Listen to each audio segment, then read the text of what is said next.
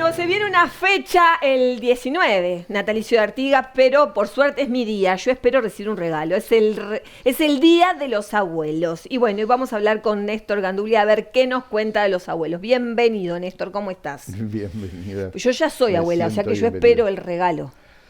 Claro, claro que sí. Ah, Y a mí me está. parece bueno que los abuelos y las abuelas sean recordados al menos en un día en el año. Pero sería mucho mejor, a mi juicio, si se recordara cuáles son las verdaderas necesidades de los abuelos y las abuelas y que sospecho que muchas veces no tienen mucho que ver con un regalo.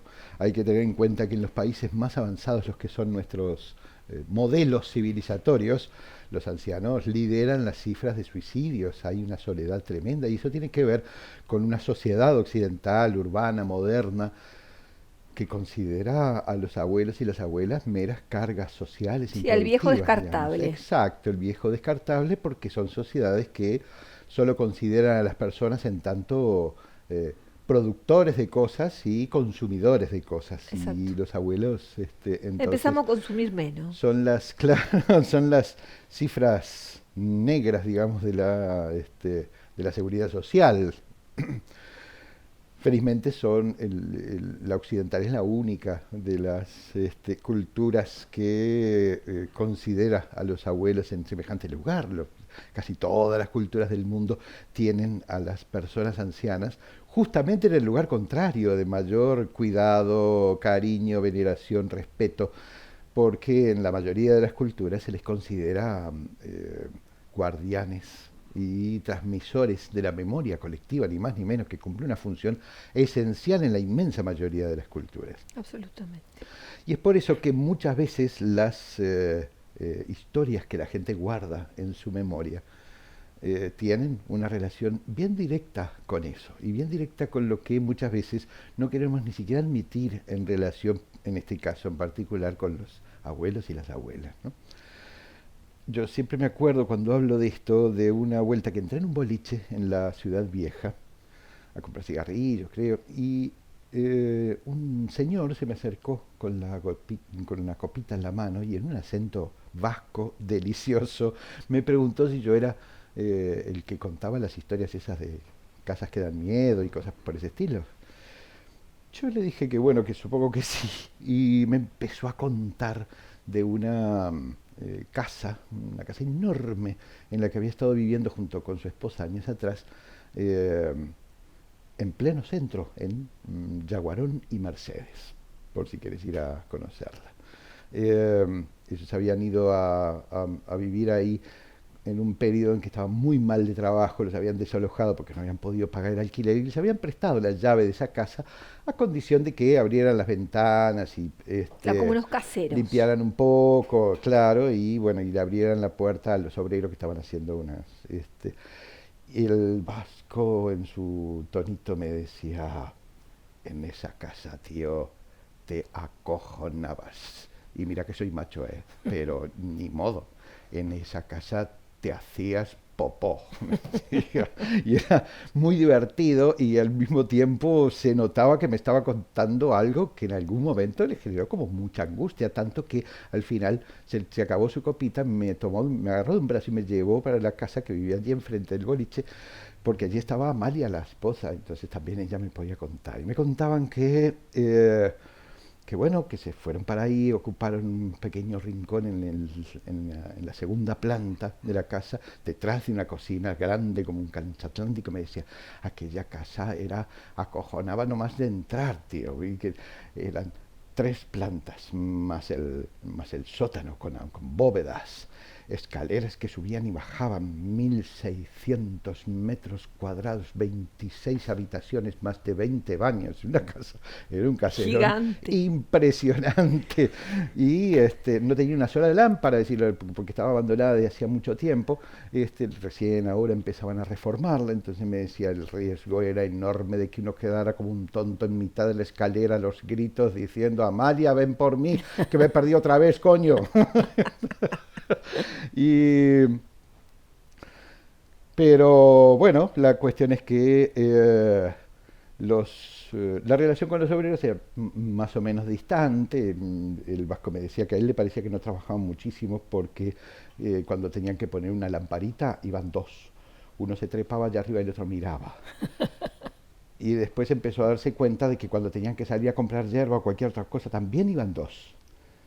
Pero el colmo llegó cuando empezaron a notar que cuando iban al baño también iban dos. Y aquello le pareció muy extraño, pero pronto empezaron a pasarle cosas extrañas también a ellos. Una vuelta que estaban en aquella cocina inmensa, se les cortó la luz en plena noche, en una noche de un viento muy fuerte, que hacía sonar todo, ventanas y puertas y qué sé yo, y aquello se volvió, me decía el vasco, un silencio tremendo, a ver quién era el que iba hasta el sótano a darle la llave. Claro. Y bueno, que me tuve que hacer el masculino y me salió bastante bien hasta que llegué a mitad de la escalera. Ahí me decía, empecé a darme cuenta del eco en las paredes. Decía que escuchaba los pasos de él en los escalones de madera, los escuchaba dobles. Y claro, aquello era enorme, debía estar haciendo un eco tremendo. Hasta que iba por mitad de la escalera y se quemó el dedo con el encendedor que se venía alumbrando y entonces paró, pero el eco siguió.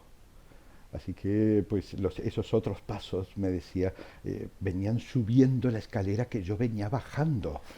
Y entonces me empezó a entrar como un sopor, pero lo más fuerte que me entró fue un olor a flores viejas, me decía. Y de pronto me cruzó eso por adentro, que era como un frío, tío, que no hay manera de que lo confundas con el frío verdadero. Aquello era como un aliento que te paralizaba el corazón. Y pero la verdad que tenía una capacidad envidiable para contar las cosas con esa intensidad tremenda. Al otro día, por supuesto, rompieron las chanchitas y compraron un par de linternas enormes para que eso no les pasara nunca más. Pero la cuestión es que después les empezaron a desaparecer las cosas. Pero empezaron a perder las cosas al punto de que Amalia pues iba a hacer un huevo frito y ponía la sartén, abría la heladera, sacaba el huevo y el sartén no estaba, y luego aparecía en el sótano o colgado en el balcón del lado de afuera o cosas por ese estilo. El vasco se empezó a encabronar con los obreros porque pensó que eran bromas que hacían ellos para que nos fuéramos, porque como no trabajaban, a lo mejor le decíamos al dueño, el patrón de ellos. Entonces un día fue y se les apersonó y les dijo, hombre, como sigáis haciéndome gilipolladas, las vais a ver conmigo. Y la gente le dijo que no, que si lo que le estaban pasando eran cosas raras, más raras eran las cosas que les pasaban a ellos. Y les contaron que lo más el día anterior ellos estaban trabajando en una pared nueva, en un comedor que iban a hacer, y resultó que se dieron vueltas y había una señora, una abuela, parada en el último escalón de la escalera, mirándolos fijo, y cuando ellos la vieron, la señora les dijo muy amablemente que el muro les había quedado torcido y se bajó la escalera y salimos todos corriendo detrás de ella y no había nadie ni en la escalera y la puerta estaba cerrada y la llave del lado de adentro. Pues el vasco, bueno, pues no quedó muy convencido, pero al fin y al cabo se volvió para sus habitaciones. Y rápidamente se olvidó porque Amalia le vino con la noticia de que tenía una entrevista de trabajo al día siguiente y que estaba muy ilusionada porque parece que le habían dado bastante para adelante. Así que, bueno, celebraron aquello con lo que tenían. Y a la mañana siguiente, Amalia se levantó y se fue muy temprano.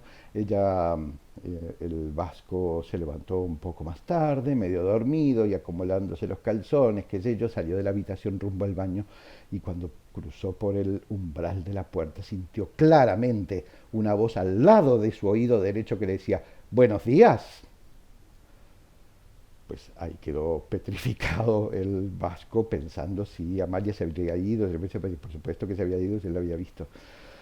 La cuestión es que no pudo más de los nervios, se vistió como pudo, salió para la calle a tratar de pensar un poco y en eso se encontró con los obreros que venían llegando, pues, y que lo vieron muy raro, inquieto y acomodándose los trapos y entonces los llevaron de vuelta para adentro, lo tranquilizaron un poco y fue uno de los más viejos, no canoso, el que le contó que esa casa había sido comprada por los dueños actuales a los herederos de una señora muy ancianita, que se había muerto ahí adentro. Y que eso había sido una pensión, un pensionado con muchísimas habitaciones, que la señora vivió muchos años de esas rentitas hasta que los inquilinos se le fueron yendo uno por uno y ella ya no tenía fuerzas para conseguir otros, así que finalmente se quedó completamente sola ahí, tan tremendamente sola que se dieron cuenta de que se había muerto más de una semana después.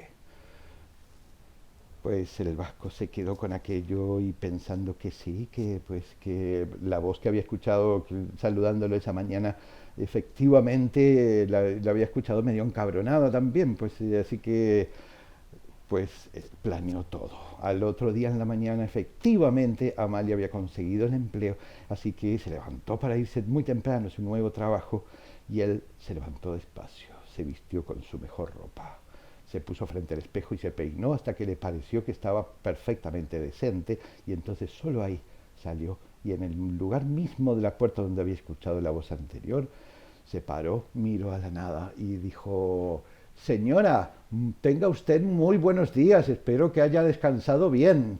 Y queríamos decirle que para nosotros es un honor estar compartiendo su vivienda y que la verdad es que es un palacio y que felicitaciones porque está un poquito venida menos, pero con unos arreglitos vamos.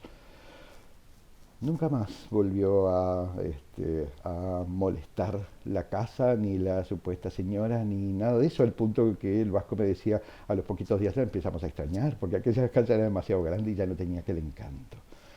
Me fui del apartamentito en que vivían el vasco y Amalia con una certeza que siempre tuve y que me parece muy pertinente reafirmar hoy. La más espantosa de las fuentes de miedo, la que debería darnos horror a todos y a todas, es la soledad. No nos olvidemos de eso en este Día de los Abuelos. Exactamente. Gracias. No digo más nada.